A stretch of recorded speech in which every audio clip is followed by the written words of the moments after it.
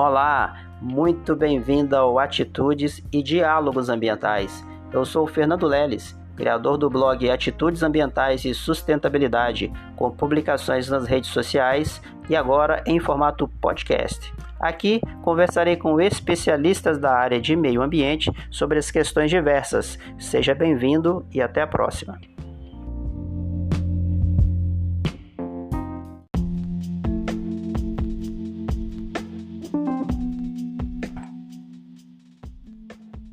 Olá, Breno. Muito bem-vindo ao Atitudes e Diálogos Ambientais. Tudo bem com você? Tudo ótimo. Boa tarde, pessoal aí que nos está ouvindo, seja de manhã, de tarde ou de noite. E vamos para frente aí. É um prazer estar participando aqui do podcast. E vamos lá. Vamos em frente, Breno. Muito obrigado por apoiar esse projeto e vamos lá. O Breno, pessoal, dos nossos ouvintes do Atitudes e Diálogos Ambientais, nós temos a nossa presença aqui, o Breno. Ele é um profissional da área de engenharia mecânica com amplo conhecimento sobre postos de combustíveis, manutenção e gestão de contratos. Ele possui uma especialização em engenharia pela PUC Minas Gerais e se especializando em engenharia de processos industriais pela PUC Minas Gerais. Breno, conte um pouco para nós sobre a sua carreira. Tá, vamos lá do começo, né?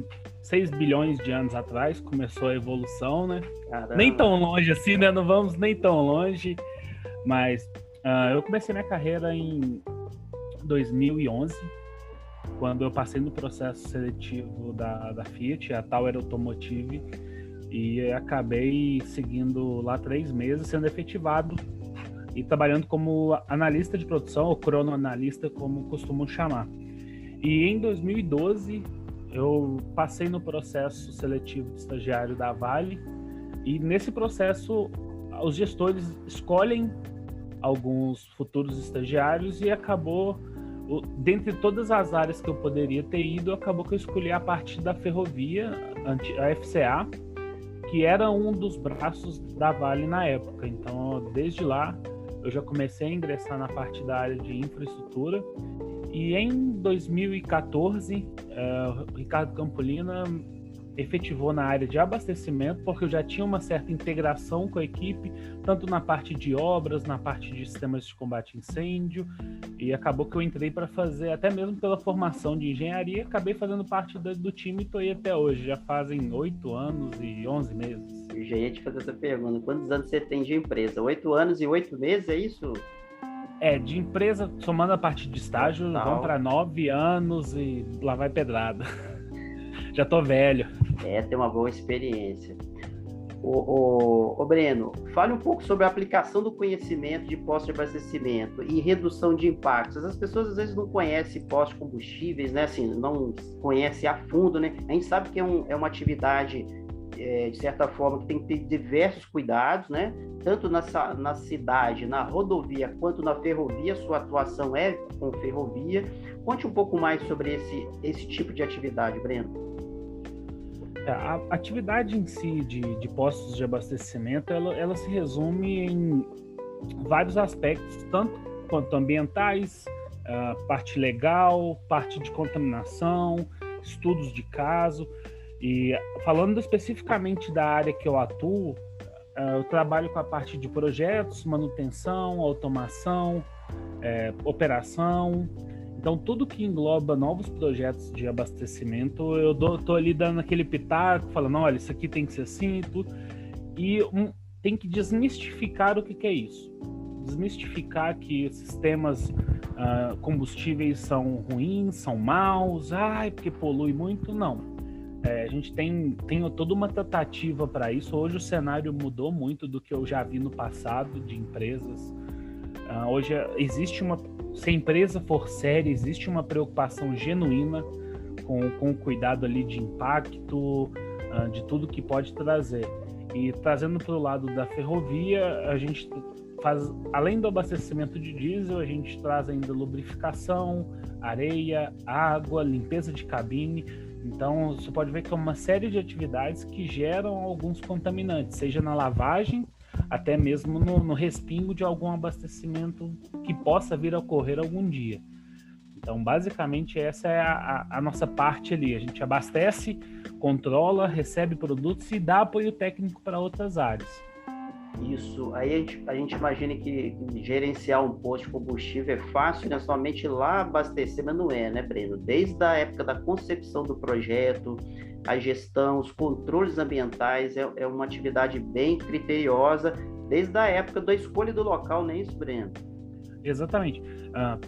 A exemplo, eu já participei de projetos que demoraram 2, 3 anos, e sendo que dessa parte, só a primeira parte, que é o licenciamento, onde a gente tem toda a série de atendimentos que a gente faz aos órgãos, que no caso a gente pode falar de órgão federal, IBAMA, órgão estadual, pode ser, vamos pegar de exemplo Minas Gerais, que a gente tem a FEAM, São Paulo tem CETESB, até mesmo órgãos municipais.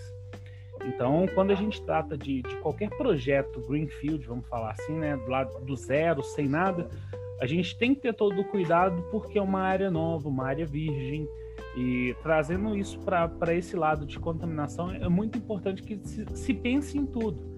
Então, o primeiro passo para qualquer projeto que envolva algum tipo de risco de contaminação, algum impacto que eu possa ter com a comunidade ali, a gente coloca todo mundo numa sala, coloca o elefante em cima da mesa e fala: e aí, pessoal, precisamos todo mundo sentar aqui, parte ambiental, parte jurídica, parte de terras, parte de engenharia, parte de projetos. Pô, pessoal, vamos lá, vamos conversar aqui e vamos todo mundo colocar na sala para ver o que a gente precisa fazer. Entendi.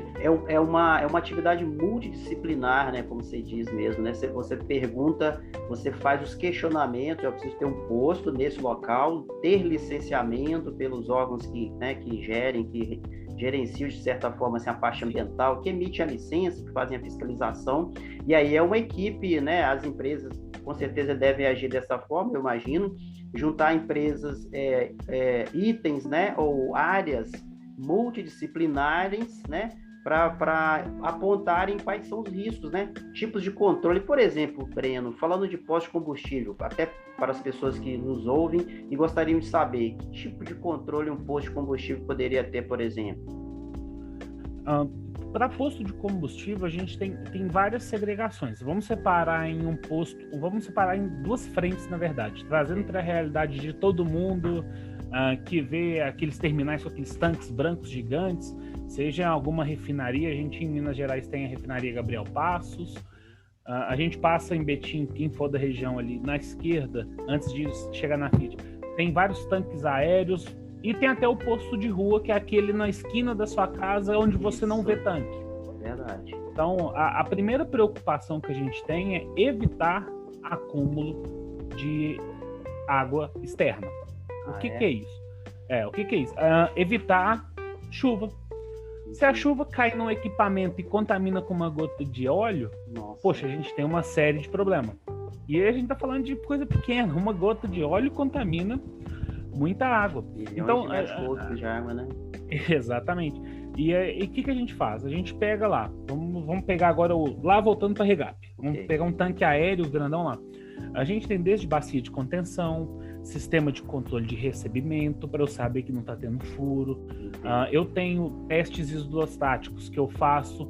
Uma construção de tanque, vamos falar assim, um tanque aéreo bonitão, ele tem desde teste em cada uma das soldas. A gente faz teste de líquido, seja ele não destrutivo, né, de líquido penetrante, teste de pressão e vácuo, que garante que ali vai ter uma segurança. Uma segurança. Por prejuízo e por causa do dano ambiental, né? Exatamente. Ninguém comenta tanto, mas o diesel em si, ou os combustíveis hidrocarbonetos ali, diesel, gasolina, eles têm uma capilaridade muito alta. O que é isso? Já ia perguntar. Exatamente. Para os nossos ouvintes, o que é capilaridade, Breno? Quando a gente fala que o produto tem uma capilaridade muito alta, é a capacidade de penetração dela em algum ecossistema. Ou seja, às vezes uma caixa d'água, ele não vaza com água. Só que se eu botar o diesel ali dentro, ele vai caminhando nas pequenas frestas ali, entra e chega a contaminar. Entendi. E então, todo esse aparato que a gente faz para tanques aéreos, vamos falar assim, desde bacia de contenção para evitar, vamos falar assim, aconteceu o vazamento. Isso. Aconteceu um transbordo lá, bateu alguma coisa no tanque, opa, ele vai ficar na área contida. Ele não vai se esparramar. E o posto de rua já traz um outro dimensionamento. O que é isso? Uma outra ideia. Não que nenhum dos dois seja certo ou errado. Ou melhor ou pior. São concepções diferentes. Né? O posto que tem... Você vai lá abastecer no posto XYZ, lá na sua rua, lá da bandeira XYZ. Isso. O que acontece? Ali você não vê tanque. Porque os dois tanques estão enterrados. E o modelo construtivo dele é tanque jaquetado duplo, que é um tanque dentro do outro, e nessa camada que forma ao redor do primeiro tanque tem vários sensores de óleo. Então você tem uma dupla proteção. Por quê? Porque você não consegue inspecionar e visualizar. Verdade. E o tanque, quando ele é construído aéreo, você consegue visualizar todo o parte do costado. E o fundo passa por esses testes. Entendido. E isso é muito importante de separar, entendeu? Separar essas duas. São duas modalidades diferentes, não quer dizer que nem tá certo e nem tá errado. São só jeitos diferentes de se fazer a mesma coisa. Entendi. Nossa, Breno, que informação interessante. Então, assim, a gente imagina que tem um tanque enterrado, um tanque mesmo como se fosse uma caixa d'água assim, de metal, e ninguém... Eu leigo, não sabia que tinha essa proteção, essa bacia de contenção com sensores para se vazar. É muito importante. Ô, Breno, e é importante pensar assim, por que não põe tudo aéreo ou põe tudo enterrado? Isso, boa pergunta. Quando eu coloco... A pergunta devia partir de mim, né, Breno? Mas já um assunto já vai puxando o outro. Tá, diferença. O tanque, quando a gente fala de posto de rua, imagina só, você vai lá abastecer, poxa, tem um tanque, o espaço já é pequeno do posto, na maioria das vezes, porque terreno é caro. É verdade. Dentro da cidade, então dentro da cidade, então, ele tem que maximizar aquilo ali. E ele não vai colocar uma tancagem de 2 milhões de litros. Então ele vai fazer um tanque menor, compacto, que cabe ali debaixo da terra, do terreno dele. Agora, quando a gente fala de 10 milhões de litros, 15 milhões, aí perde o sentido da gente falar, vamos enterrar um tanque desse? Vocês estão doidos da cabeça. Não tem sentido nenhum. Entendi. Então, assim, isso é o mais importante de falar. E o que eu... Até assim, então, já que a gente tá falando aqui, vou aproveitar e dar uma dica. Ok. Quando vocês chegarem no posto, seja para abastecer o carro de vocês, etc., sempre reparem na qualidade dos equipamentos, na qualidade do uniforme do frentista, na qualidade ali da pista. Se tudo tiver perfeito, vocês podem ter certeza, o tanque também tá.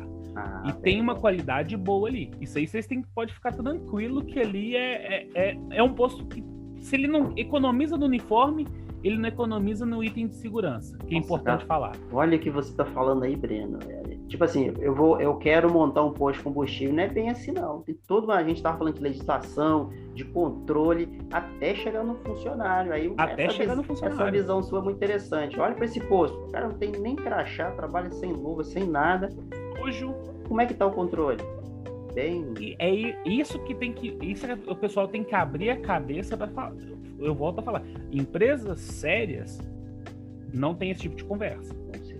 E a qualidade do combustível? Qualidade do combustível. Exatamente, entendeu? Então, para quem está ouvindo em casa, vou abastecer, reparem nos pequenos detalhes, porque vocês podem ter certeza, uma coisa leva a outra ali dentro. É a garantia de qualidade do seu produto e garantir que aquele posto é um posto sério, que não vai trazer vazamento para sua comunidade. Imagina um posto vazando 50 mil litros ali no Rio. Quanto tempo será que não demora para a comunidade voltar a ter uma vida normal? Entendi. Isso é importante para o pessoal reparar. Eu não estava com essa visão, não. Assim, eu conheço postos menores que não tinha reparado isso que você falou, sem uniforme, de qualquer jeito, mas não tinha reparado no posto idôneo, limpo. Você percebe que o piso é aquela estrutura, ele tem como se fosse uma bacia de contenção, aquela canaleta. É uma bacia de contenção, uma canaletinha de perfil cartola. Igual a gente vê no dia a dia trabalhando ali, né? Exatamente. Isso é muito importante de falar, porque a maioria das distribuidoras são empresas sérias. Eu vou falar a maioria, não, vou falar todas. Todas são empresas sérias que transportam um produto com qualidade, tanto é que a gente não vê tantas ocorrências. A gente pega o histórico do Brasil, não tem tantas ocorrências com distribuidores. Imagina só pegar fogo numa refinaria da vida, etc. Então não tem tanto problema. E pegar um posto, né? Pegar um posto na esquina, poxa, aí é onde o cara começa a economizar os R$15. Aí é R$15 uma luva pro meu operador. Não é R$15 a menos que eu vou ter lucro. Aí começa a gerar os problemas que a gente... Aí começa a fazer a má fama. Isso, porque posto só contamina. Posto só é prejudicial. Isso é o que a gente tem que desmistificar. Empresas sérias atuam de forma séria. Idônea. Pensam no longo prazo, né? Sustentabilidade ali. Aí, ouvinte do Atitudes, fica essa dica do Breno, prestar atenção na qualidade do posto, do uniforme dos funcionários, né? Porque começa por aí, da imagem do posto, né? E, assim, os postos precisam trabalhar de forma correta. Se economiza no uniforme, na estrutura, que dirá no tipo de combustível e na contaminação. Aí a gente falou de estruturas, Breno, de proteção, a gente falou sobre os controles ambientais, eu acho que ainda não, né? Uma coisa importante, porque, por exemplo, eu lavo o posto, a gente falou da contenção, eu lavo o posto, e para onde vai essa água, Breno? Com óleo misturado? Isso aí volta lá na cobertura. Imagina se não tivesse cobertura nos postos, além da lavação, chover. Água de chuva. Nossa. Água de chuva. Aí, então, assim, a cobertura para minimizar esse impacto que eu tenho de geração de efluente, vamos chamar assim, e todos os postos, por legislação, eles têm que ter algumas medidas de controle. A gente vai separar agora em 2 caminhos, seja para segurança e seja para a parte ambiental. Parte ambiental, a gente tem ali a separadora de água e óleo, a gente pode ter uma estação de tratamento compacta. Para quê? Para garantir que, mesmo que eu tenha água contaminada, eu faço o processo químico ali de tratamento dela para eu poder devolver essa água para o meio ambiente. Isso eu acredito que seja o básico de uma empresa séria. Pô, se eu usei uma água limpa para lavar, eu tenho que devolver ela limpa. Para o meio ambiente, com certeza. Para o meio ambiente. É o mínimo que se espera, né, Breno? O mínimo que se espera. O mínimo. Espera de uma empresa idônea, isso aí. Exatamente.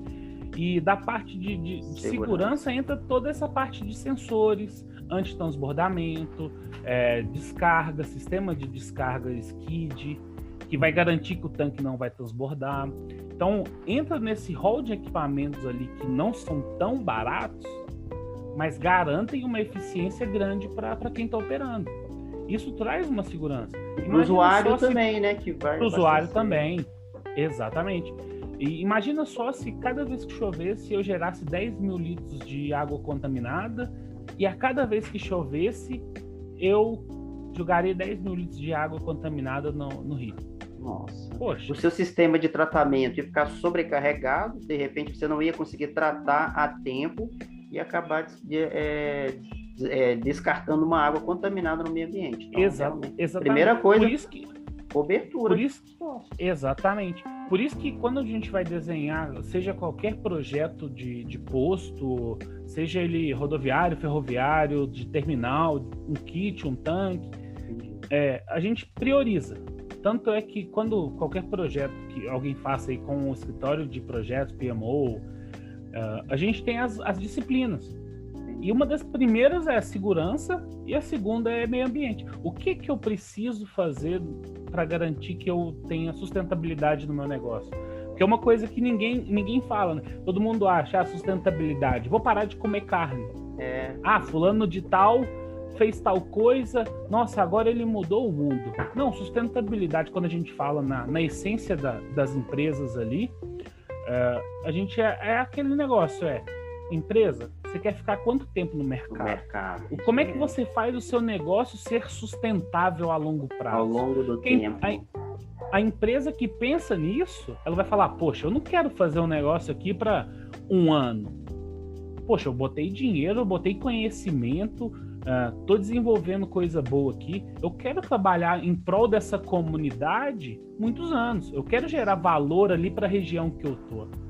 E não adianta nada eu ir lá, extrair, explorar, contaminar e ir embora. Isso. Então a empresa séria já faz isso de cara. É a primeira coisa. Vamos falar assim, o ESG, né? ISG, né? Ambiental, social e governamental. Exatamente. Para mostrar para todo mundo que é possível ter uma sustentabilidade ao longo do negócio. E aí o ouvinte, né, do podcast, as pessoas, nós, consumidores, tem que ter essa atenção. Como que as empresas estão tratando o meio ambiente, o social, né, e o econômico. Porque, assim, se não tiver essas três pilares, digamos assim, não estrutura. O que estrutura uma casa, digamos assim, são as bases, né? Se a gente não tiver as bases e os pilares, o sistema não vai para frente, não sustenta ao longo do tempo. Então, sustentabilidade é isso. Parece uma palavrinha ambiental, mas não é, né? Envolve uma série de atividades, RH, pessoas, meio ambiente social, comunidade. Aí a gente social. Chega lá na luva do operador. A gente chega no uniforme do cara.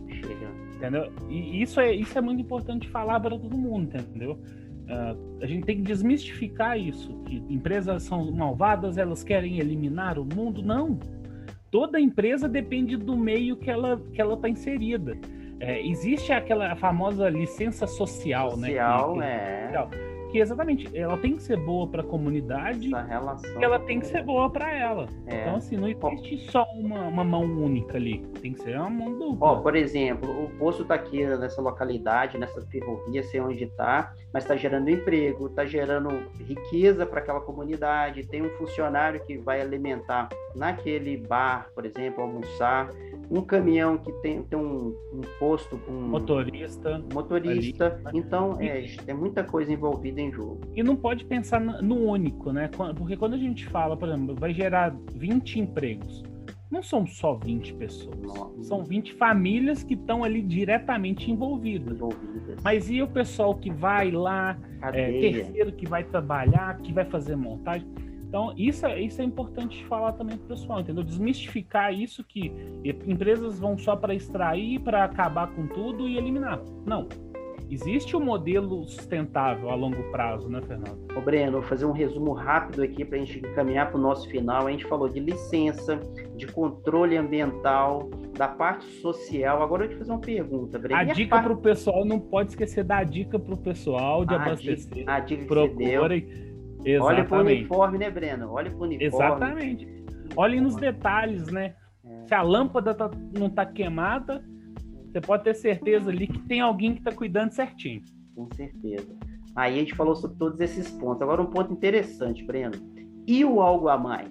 Por exemplo, nós estamos num processo de recessão hídrica, né, da economia. O que as empresas estão fazendo?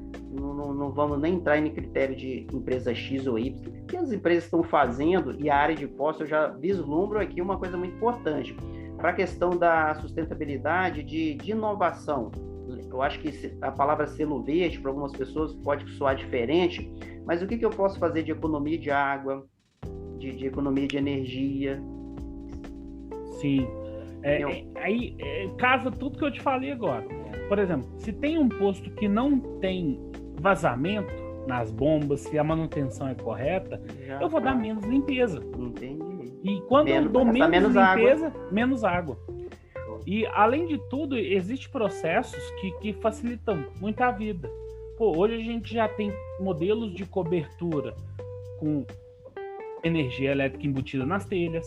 Verdade, bem lembrado. Captação natural. A gente pode ter também a economia de energia elétrica, porque a gente não pode falar só de água quando a gente pensa no conceito de sustentabilidade, a gente pensa em tudo. Então, a maioria da água a maioria da energia vem da água. No Brasil, perfeitamente. E quando a gente fala isso, a gente pode, eu não preciso deixar todas as luzes acesas durante o dia. O posto também tem a mangueira para lavar lá o pátio, tem as torneiras da cozinha, da pia. E quando a gente fala de selo verde, algumas empresas adotam esse modelo, fala assim, esse selo. Se eu não me engano, até uma das distribuidoras, uma das mais famosas do Brasil, existe o conceito de posto ecológico, que entra exatamente nesse parâmetro, reaproveitamento de água para uso industrial, que entra a parte de economia de energia. Eles ganham como se fosse o selinho lá da máquina de lavar, ABCD. Perfeito. Faz o tratamento da água e ele volta para o processo para, lavar piso. Interessante. Essa é uma outra dica. É muito criterioso esse processo. Se você for num posto e ele tiver esse selo, pode confiar ali também.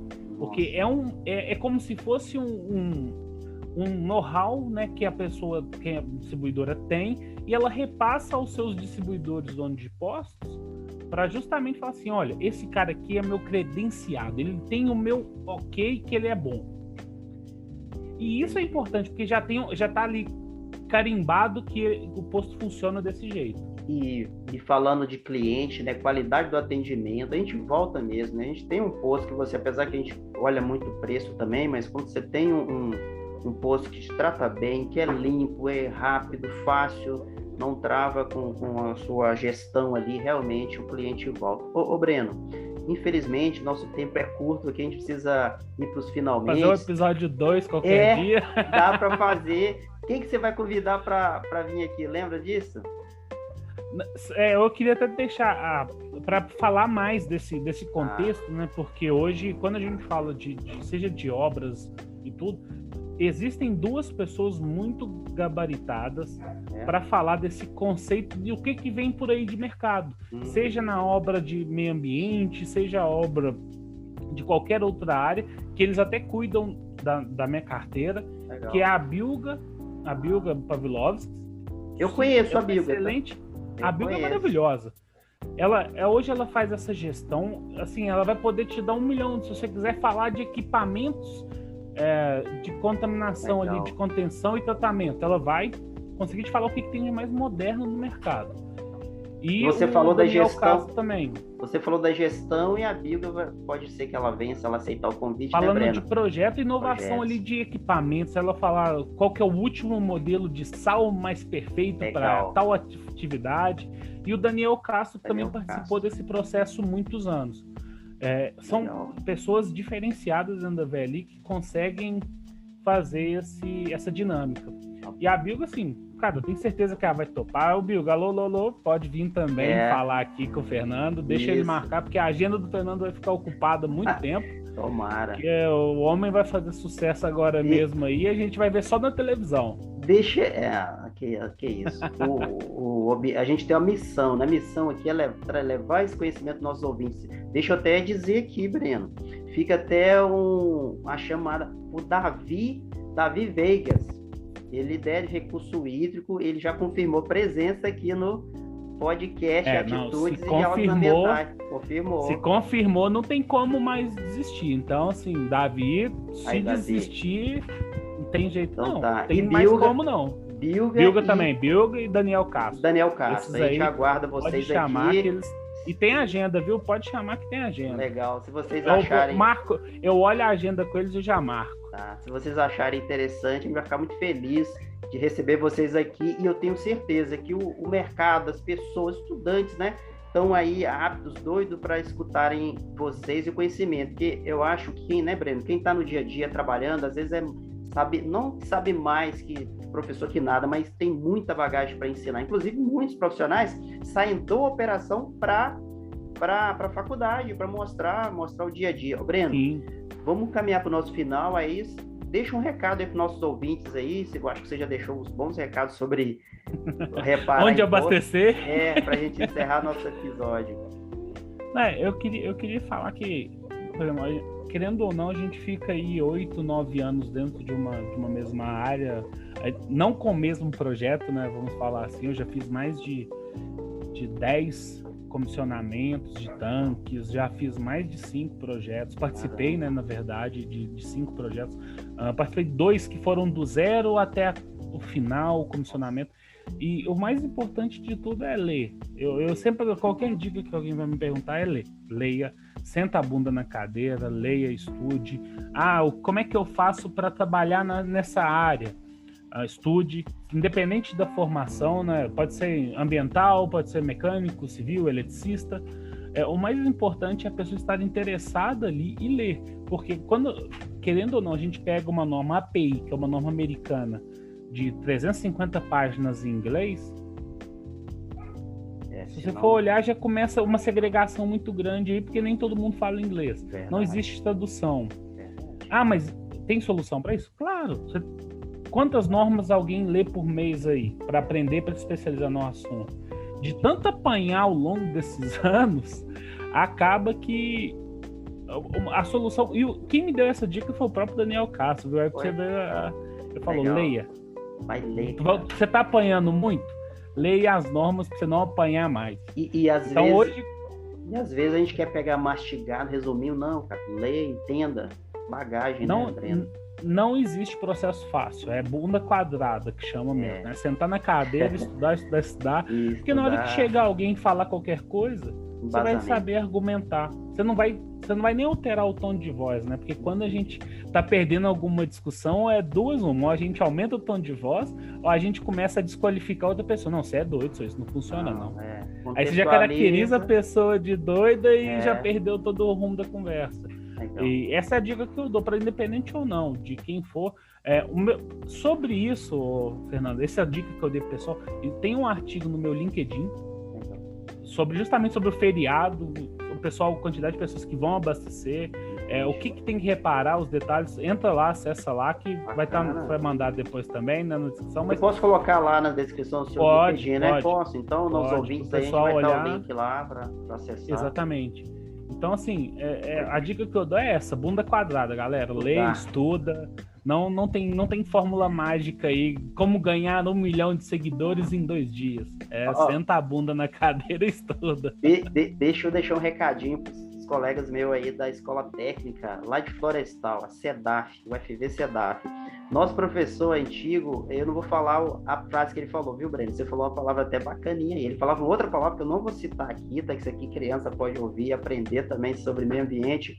Mas ele tinha uma outra dica que quem é da SEDAF vai lembrar. Breno, cara, muito obrigado por ter aceitado esse convite, por estar aqui com a gente até agora falando. E esse episódio vai ser de muito valer. Eu aprendi aqui, quando eu chegar no posto, olha o uniforme do frentista. Se ele tiver mal cuidado, é porque o posto também não tem uma qualidade boa do combustível. Fica a dica, né? Exatamente. Se ele economiza com o mínimo, será que ele vai garantir um filtro bom? Vai garantir um equipamento bom? Será que ele está com a licença? Exatamente. Positivo. Ô, Breno, então tá bom. Aos ouvintes do Atitudes de Diálogos Ambientais, a gente encerra por aqui agradecendo o Breno e até a próxima. Até a próxima, pessoal. Tchau, tchau. Tchau, tchau.